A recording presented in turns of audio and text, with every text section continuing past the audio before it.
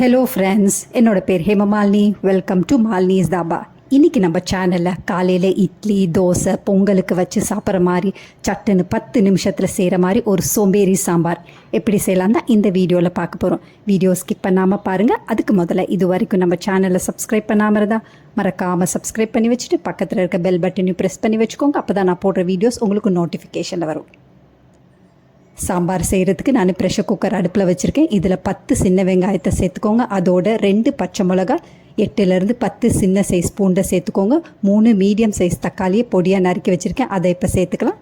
3/4 table ஸ்பூன்லேருந்து 1 table spoon அளவுக்கு சாம்பார் தூள் சேர்த்துக்கோங்க. 1/4 டீஸ்பூன் மஞ்சத்தூள். நான் ஏற்கனவே 2 டேபிள் ஸ்பூன் அளவுக்கு பச்சை பருப்பை எடுத்து அரை மணி நேரத்துக்கு முதலே ஊற வச்சுருந்தேன். அந்த பருப்பை தண்ணியெல்லாம் வடித்து வச்சுருக்கேன், அதை இப்போ சேர்த்துக்கலாம். பச்சை பருப்புக்கு பதிலாக நீங்கள் துவரம் பருப்பு கூட சேர்க்கலாம். டேஸ்ட் ரொம்ப நல்லாயிருக்கும்.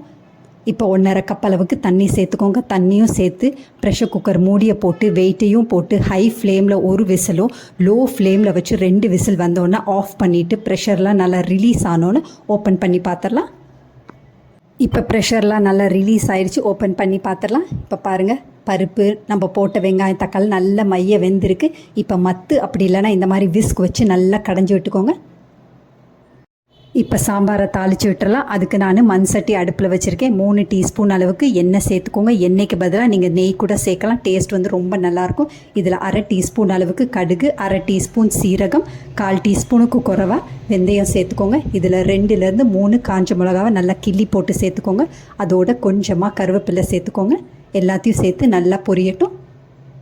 இதில் 1/4 டீஸ்பூனுக்கு குறைவா பெருங்காயத்தூள் சேர்த்துக்கோங்க. அதையும் சேர்த்த பிறகு நல்லா வதக்கி விட்டுக்கோங்க. இப்போ நம்ம ஏற்கனவே கடைஞ்சி வச்சுருக்க பருப்பு, வெங்காயம், தக்காளி அதை சேர்த்துக்கலாம். நல்லா கலந்து விட்டுக்கோங்க. இது தேவையான அளவு தண்ணி சேர்த்துக்கோங்க. நம்ம ஏற்கனவே 1.5 கப் அளவுக்கு தான் தண்ணி சேர்த்துருந்தோம். இப்போ 1 கப்லேருந்து 1.25 கப் அளவுக்கு தண்ணி சேர்த்துக்கோங்க.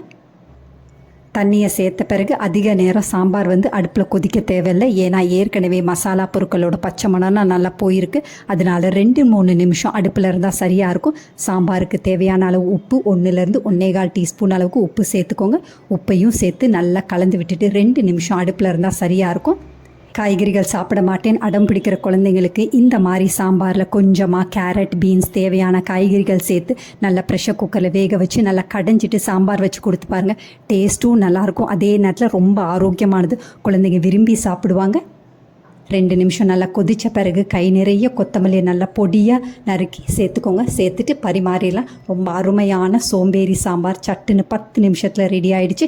இதே மாதிரி அளவுகளோடு நீங்களும் இந்த சாம்பாரை செஞ்சு பார்த்துட்டு எப்படி இருக்குன்னு கமெண்ட் பண்ணுங்கள். பிடிச்சிருந்தா இந்த ரெசிபி உங்கள் ஃபேமிலி ஃப்ரெண்ட்ஸோட ஷேர் பண்ணுங்கள், லைக் பண்ணுங்கள், சேவ் பண்ணி வச்சுக்கோங்க. இந்த மாதிரி சட்டுன்னு 10-15 நிமிஷத்தில் செய்கிற மாதிரி ரொம்ப ஆரோக்கியமான சாம்பார் ரெசிபிஸ் வேணும்னாலும் மறக்காமல் நம்ம சேனலை சப்ஸ்கிரைப் பண்ணி வச்சுக்கோங்க. நான் இன்றைக்கி இந்த சோம்பேறி சாம்பாரை சிறு தானியத்தில் இட்லி, தோசைக்கு தான் வச்சு சாப்பிட போகிறேன். டேஸ்ட் ரொம்ப பிரமாதமாக இருக்கும். இதே மாதிரி நீங்களும் செஞ்சு பாருங்கள். தேங்க்ஸ் ஃபார் வாட்சிங் ஃப்ரெண்ட்ஸ்.